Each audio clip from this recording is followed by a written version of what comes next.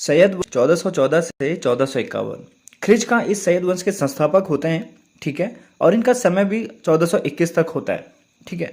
तो इससे पहले भी हमने मिडिवल हिस्ट्री की वीडियोस को कंप्लीट किया है फुल डिटेल एक्सप्लेनेशन के साथ, और एंशिएंट इंडियन हिस्ट्री को भी आप प्लेलिस्ट चेक कर लीजिएगा, वहाँ पे आपको सारी वीडियोस एक साथ मिल जाएंगी सीक्वेंस में, ठीक है। अगर पहली बार आए हो तो सब्सक्राइब बाद में करना, पहले वीडियो देख लो। अगर आपको लगता है कि अच्छा है एक्सप्लेनेशन वगैरह, ठीक है, तो सब्सक्राइब करना, अदरवाइज कोई बात नहीं, ठीक है।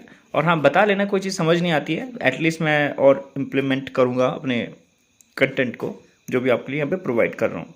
ख्रिज खां सैयद वंश का संस्थापक था और दौलत खां को ये पराजित करता है। दौलत खां कौन से वंश से संबंधित था, ज़रा कमेंट करके ज़रूर बताइएगा अगर आपने प्रीवियस वीडियोस को देखा है।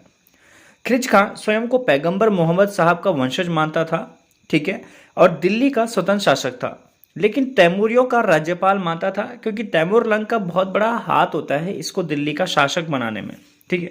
बनाता तो नहीं है लेकिन लूट पार करता है, जिसका फायदा ये बड़े अच्छे से उठाता है दौलत खां को हरा के, ठीक है। रैयत ए आला की उपाधि के साथ ये शासन करता है, खुद को रैयत ए आला ये कहलवाता था। सवाल भी यही आता है कि तैमूर लंग किसका राज्यपाल था, रैयत ए आला की उपाधि किसको दी गई है, या कौन इसके उपाधि के साथ शासन करता था, ठीक है। स्वतंत्र शासक कौन था दिल्ली का। इसने 7 वर्षों तक शासन विद्रोह का दमन किया था और इसने खुतवा में तैमूरी शासक शाहरुख का नाम पढ़वाया था, ठीक है। ओके, मुबारक शाह आते हैं इसके बाद 1421 में 34, ठीक है। इसने विदेशी प्रभुसत्ता को नकार दिया था और सुल्तान की उपाधि इसने धारण की थी। इसने मालवा के शासक हुसांग शाह और जौनपुर के शासक इब्राहिम शाह शर्की से अपने दुर्बल राज्य की रक्षा की थी। दुर्बल राज्य मतलब कि क्योंकि इसकी जो स्थिति थी काफ़ी वीक हो गई थी जब भी ये शासन सत्ता को संभालता है, ठीक है।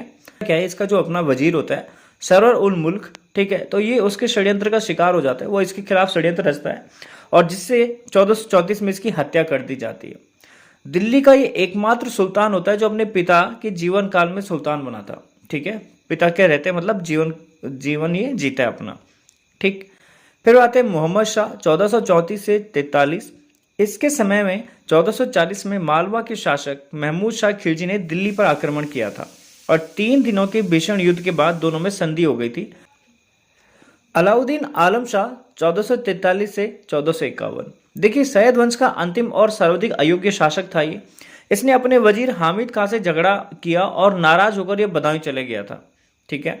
फिर 1476 में इसकी मृत्यु हो जाती है और इस अवसर का लाभ उठाकर पंजाब का सूबेदार होता है जो बहलोल लोदी, वो दिल्ली आता है और बिना किसी संघर्ष के दिल्ली का सुल्तान बन जाता है, ठीक है। तो जो सैयद वंश के सुल्तान थे उनका एक बार एक क्रम में देख लीजिए। ख्रिज खां 1414 से 1421, मुबारक शाह 1421 से 1434, मोहम्मद शाह 1434 से 43 और अलाउद्दीन आलम शाह 1443 से 1451, ठीक। इस वीडियो में इतना ही, मिलते हैं नेक्स्ट वीडियो में।